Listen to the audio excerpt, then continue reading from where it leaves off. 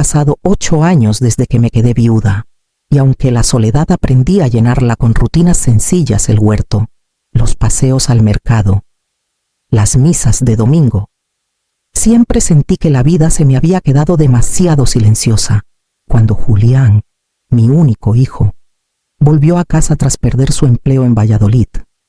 Pensé que aquel silencio se rompería con la compañía que tanto había extrañado, pero la ilusión pronto se transformó en preocupación. Lo observaba a diario más delgado, la piel cenicienta, los ojos apagados. Apenas probaba bocado de la sopa que con esmero le preparaba. Solo estoy cansado. Madre, murmuraba, pero su voz carecía de convicción. Una punzada de miedo se instaló en mí. No quise esperar más y decidí llevarlo al Hospital Comarcal de Soria, pensando que allí encontraríamos respuestas. La mañana que entramos en la sala de espera, el aire olía a desinfectante y café recalentado. Julián se dejó caer en la silla con gesto abatido. Yo tomé una revista vieja para distraerme, pero pronto noté algo que me hizo helar la sangre. Una enfermera, al ver a mi hijo, se puso rígida. Disimuladamente, se inclinó hacia la doctora de guardia, Clara Esquivel, y susurró algo al oído. Clara levantó la mirada hacia él con una expresión que no supe descifrar, mezcla de sorpresa y de alarma contenida. Intenté convencerme de que eran imaginaciones mías, pero el nudo en mi estómago creció. Poco después, un auxiliar me pidió que pasara al despacho. Me extrañó, pues era Julián quien había sido citado. Caminé por un pasillo iluminado con fluorescentes que zumbaban como insectos, y al entrar en aquella consulta pequeña y abarrotada de papeles, sentí que la atmósfera cambiaba de golpe. Clara me miró con ojos firmes y sin rodeos, se inclinó hacia mí. Su voz fue apenas un susurro, pero cada palabra me golpeó como un látigo. Protéjase, señora Rivas. Su hijo no es quien dice ser. El eco de aquella advertencia retumbó en mis oídos mientras salía del despacho. El corazón desbocado. Sentí que el suelo se me movía bajo los pies y que la vida tranquila que creía tener acababa de agrietarse. Sin saberlo aún, ese fue el instante en que todo empezó a resquebrajarse y a arrastrarme hacia el capítulo siguiente de mi historia. Las palabras de Clara me persiguieron como un eco imposible de silenciar.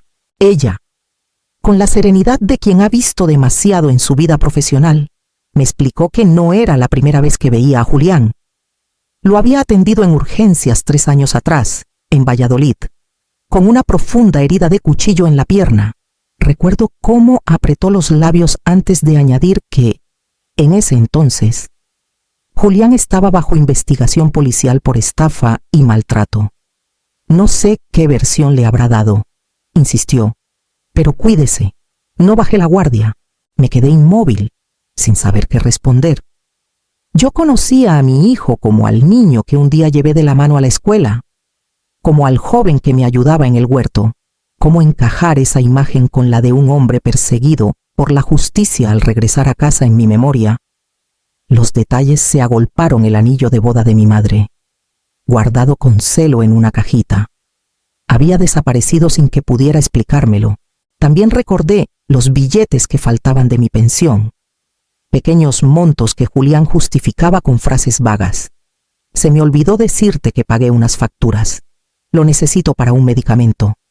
Nunca quise sospechar, pero ahora esas grietas parecían abrirse en un abismo.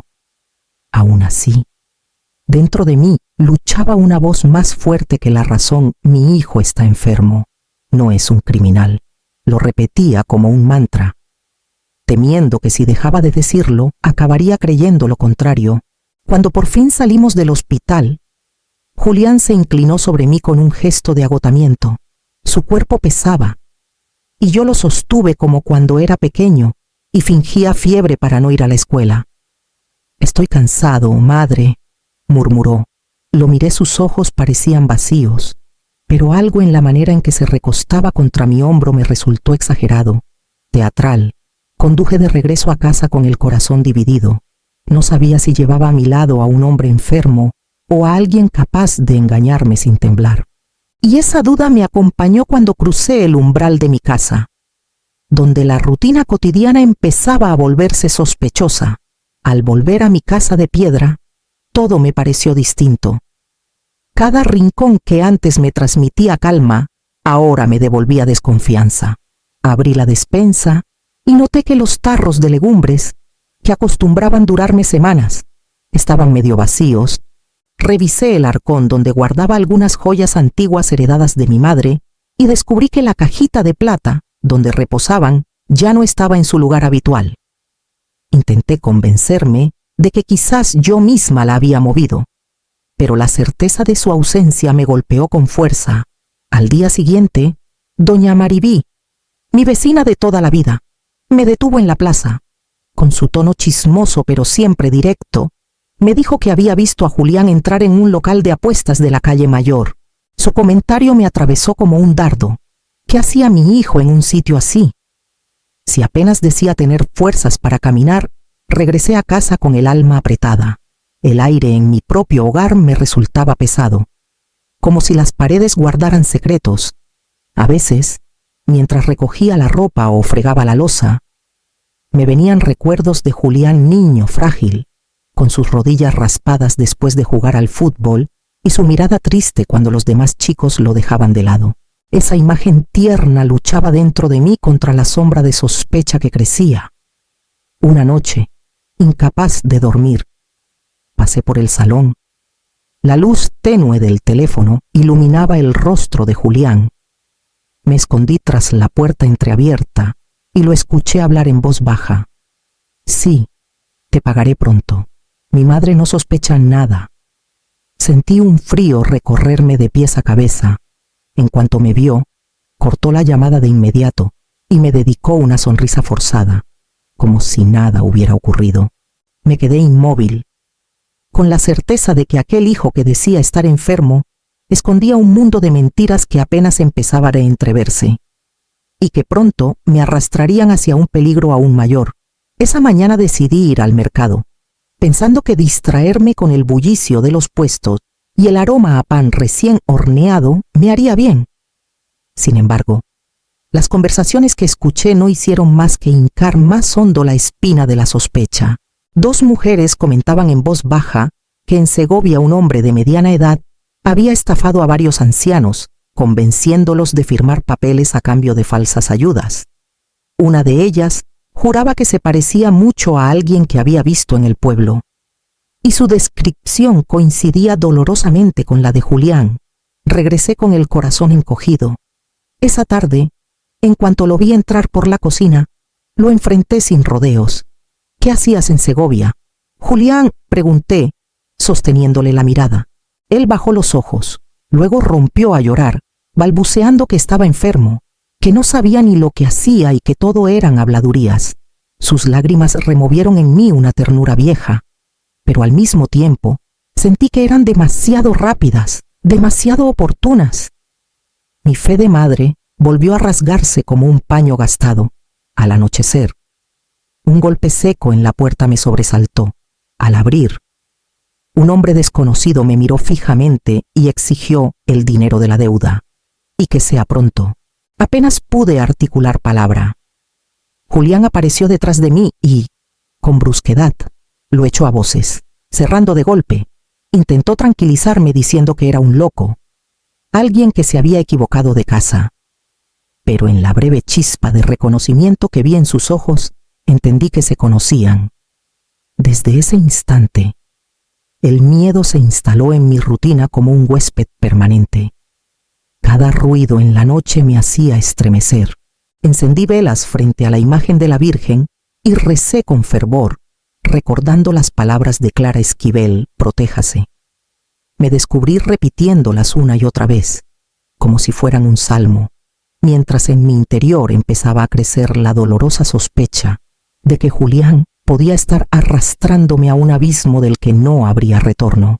El miedo se había convertido en mi sombra, y comprendí que rezar no bastaba. Una tarde, mientras charlaba con doña Maribí en el portal, recordé que su nieta Jimena trabajaba en informática en Madrid. Le pedí si podía venir un fin de semana a instalarme unas pequeñas cámaras. Al principio me dio vergüenza. Sentí que era como convertirme en espía dentro de mi propia casa. Pero la angustia era más fuerte que cualquier pudor. Jimena aceptó sin hacer preguntas y, en pocas horas, dejó instalados discretos aparatos en la cocina y el salón. Me sentí ridícula, como si interpretara un papel en una película barata. Pero al mismo tiempo un extraño alivio me recorrió.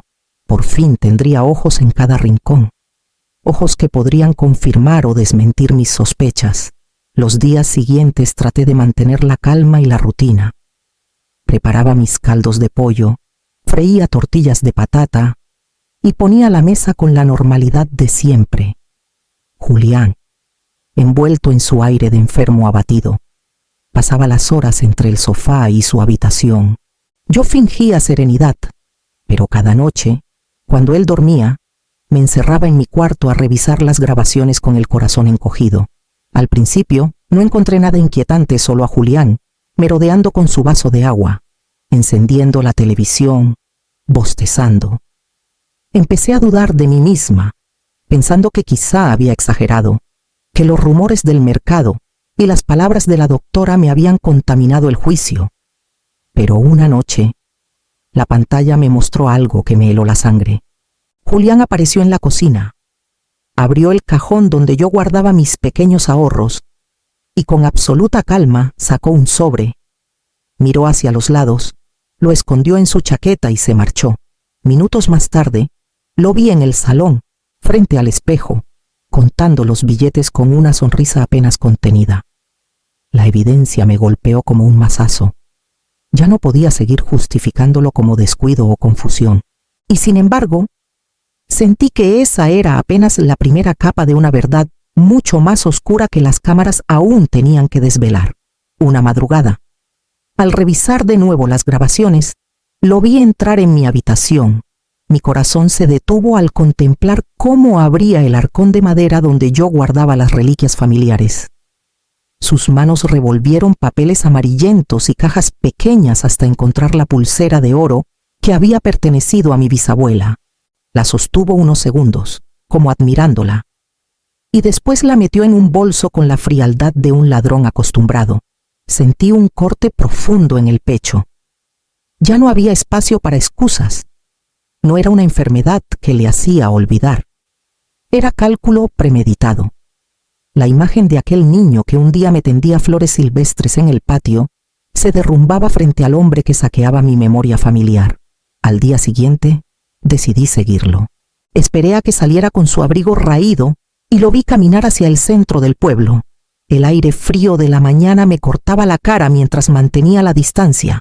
Julián entró en una casa de empeños, un lugar oscuro entre dos bares, y yo me quedé en la acera opuesta, viendo cómo entregaba algo pequeño envuelto en un pañuelo. Reconocí el brillo dorado cuando el dependiente lo alzó hacia la luz. Me temblaban las manos cuando regresamos a casa. No podía guardarlo más. ¿Qué has hecho con la pulsera? Le solté de golpe. Julián se llevó la mano a la frente y se dejó caer en el sofá, fingiendo un desmayo torpe. Al cabo de unos segundos, entre falsas lágrimas, murmuró: «Estoy enfermo, madre. No sé lo que hago». Lo miré a los ojos, buscando al hijo que creí conocer, pero su mirada era gélida, calculadora, completamente ajena a la compasión que sus palabras fingían. Comprendí que usaba mi amor como arma contra mí. El nudo en mi garganta me impidió hablar más. Pero en mi interior ya no quedaban dudas. Debía elegir entre seguir, prisionera de su chantaje, o atreverme, de una vez por todas, a destapar la verdad que se escondía detrás de sus mentiras. Con el corazón desgarrado, busqué apoyo en mi sobrina Celia. Siempre había pensado que, entre nosotras, existía un lazo de confianza capaz de resistir cualquier tormenta. La cité en un café discreto y, con voz temblorosa, le conté lo que había descubierto: el dinero desaparecido, las joyas vendidas, las imágenes captadas por la cámara. Esperaba consuelo, comprensión, quizá un consejo sensato, pero sus palabras me atravesaron como una daga. «Tía, siempre fuiste dura con Julián, Ahora que está enfermo lo tratas como a un criminal. La dureza de su tono me dejó sin aire. Intenté explicarme, pero sus ojos estaban cargados de reproche. Me marché con un sabor amargo, entendiendo que había perdido una aliada y ganado un nuevo silencio en mi contra. En la plaza del pueblo, mientras compraba pan, noté cómo 2 vecinos cuchicheaban al verme. Giraban la cabeza con rapidez, como si ocultaran algo, pero sus miradas me juzgaban con descaro. Sentí que la presión social se cerraba sobre mí como una red y que los rumores corrían más rápido que la verdad. La vergüenza y la impotencia se mezclaron con la certeza de que, si hablaba en voz alta, nadie me creería. Al regresar a casa, el ambiente se volvió más opresivo que nunca. El silencio de las paredes pesaba más que cualquier palabra, y la figura de Julián, desplazándose lentamente por el pasillo, me parecía la sombra de un extraño. Esa noche, mientras yo me aferraba al rosario, lo vi detenerse frente a mi puerta entreabierta. Me observó con un gesto que me heló la sangre y con un tono extraño, casi burlón, susurró: «Si me delatas, te quedarás sola para siempre». Cerré los ojos con fuerza, intentando no derrumbarme. Comprendí que mi soledad no era solo física, sino un cerco tejido por la culpa, los rumores y el miedo. Y sin embargo, en lo más hondo, sentí que aquel mismo miedo empezaba a transformarse en una semilla de resistencia que pronto tendría que hacer germinar. No podía seguir soportando el peso del silencio. Cada noche, al repasar las grabaciones, el dolor se volvía insoportable, pero también se convertía en determinación. Reuní todos los vídeos donde se veía a Julián robando mis ahorros, los recibos del empeño de la pulsera de mi bisabuela, los apuntes bancarios con los retiros injustificados. Puse cada prueba en una carpeta azul y la sostuve contra mi pecho como si fuera un escudo. Esa mañana tomé un autobús hasta Soria. El trayecto me pareció eterno. El paisaje castellano pasando ante mis ojos como un recuerdo distante. Al llegar a la comisaría, mis manos temblaban, pero mis pasos fueron firmes. Pedí hablar con un inspector y me recibió Ramón Ibáñez, un hombre de mediana edad con rostro cansado, pero mirada atenta. Coloqué la carpeta sobre su escritorio y comencé a explicar, con la voz entrecortada, lo que había vivido. Ibáñez abrió los documentos. Visionó un fragmento de los vídeos y asintió en silencio. Después levantó la vista hacia mí y confirmó lo que temía Julián. Ya tenía causas abiertas en Valladolid por estafa, y varias mujeres mayores lo habían denunciado por engaños similares, aunque las pruebas no habían bastado para condenarlo. Mis rodillas flaquearon. Sentí que todo mi mundo se desmoronaba, que la persona en la que más había confiado llevaba años perfeccionando un guión de mentiras. Sin embargo, al mismo tiempo, algo ardió dentro de mí, una chispa que me negaba a dejarme arrastrar al mismo destino que aquellas mujeres. No sería una víctima más. El inspector prometió iniciar diligencias inmediatas. Salí de la comisaría con el corazón encogido, pero con una certeza que me sostenía. Había dado el primer paso hacia la verdad. El aire frío de la calle me golpeó en el rostro, y por primera vez en semanas sentí que respiraba con fuerza. Al llegar a casa, miré la puerta como si fuera el umbral de un campo de batalla. Sabía que pronto llamarían a Julián para rendir cuentas, y la pregunta que me perseguía era si tendría el valor de sostener su máscara cuando la policía le pusiera los ojos encima. El amanecer trajo consigo un silencio extraño. Apenas había terminado de preparar el café cuando escuché el motor de un coche detenerse frente a la casa. Me asomé por la ventana y vi descender a 2 agentes uniformados. Mi corazón se aceleró, pero ya no era por miedo, era la certeza de que había llegado el momento. Me pidieron que los acompañara dentro y abrí la puerta con manos temblorosas. Julián estaba en el salón, en bata, tumbado en el sofá como si la debilidad lo hubiera derrotado por completo. Al ver a los policías, se incorporó lentamente, intentando mantener la farsa. «Señor Rivas, queda detenido por fraude y hurto», pronunció uno de los agentes con voz firme. «De inmediato». La máscara de Julián se rompió. Sus ojos se encendieron de rabia. Se levantó de un salto y comenzó a gritar: «Todo es mentira. Mi madre me odia. Me quiere ver muerto». Empujó una mesa, lanzó insultos y trató de resistirse, pero los agentes lo redujeron con calma profesional. Yo lo observaba desde la puerta del salón, con un dolor que no cabía en mi pecho. Recordaba su primera bicicleta, el día de su comunión, las noches en que lloraba por miedo a la oscuridad. Todo aquello se desmoronaba frente al hombre que tenía delante. Reuní fuerzas y le dije con la voz firme: «Aunque rota eres mi hijo, pero no permitiré que me destruyas». Él me lanzó una mirada cargada de odio y súplica al mismo tiempo, una mezcla que me desgarró. Pero ya no había vuelta atrás. Los agentes le colocaron las esposas y lo sacaron por la puerta principal. Sus gritos resonaron contra las paredes de piedra, rebotando en cada rincón como un eco interminable. Me quedé sola en el umbral, con la brisa fría golpeándome el rostro. El silencio volvió a ocupar la casa, esta vez con un peso insoportable. Y mientras observaba cómo el coche policial se alejaba por el camino de tierra, comprendí que lo más difícil no sería el juicio ni el escándalo, sino aprender a reconstruir mi vida después de haber descubierto que el enemigo más cruel había estado sentado cada día a mi mesa. El tiempo pasó con la lentitud de las cicatrices. Los meses siguientes estuvieron marcados por citaciones judiciales, declaraciones y silencios dolorosos. Cada vez que escuchaba el apellido de mi hijo en boca de un funcionario, sentía que me desgarraban por dentro, pero también me recordaba que había hecho lo correcto. No quería hundirme en la vergüenza. Ni vivir encerrada en la pena. Debía encontrar un sentido nuevo a todo lo que había sufrido. Por eso, una tarde decidí convocar a varias mujeres del pueblo en el centro cultural. Colgué unos carteles sencillos que decían: «Encuentro de apoyo, madres en resistencia». Nunca olvidaré la primera reunión. Llegaron viudas, abuelas, vecinas con miradas cansadas y corazones rotos. Algunas contaron entre lágrimas cómo sus hijos las habían manipulado. Otras compartieron historias de nietos que solo aparecían para exigir dinero. Sentí que no estaba sola, que había un eco de mi dolor en cada una de esas voces. De aquel encuentro nació un pequeño colectivo, sin estatutos ni grandes discursos, pero con la fuerza de la solidaridad.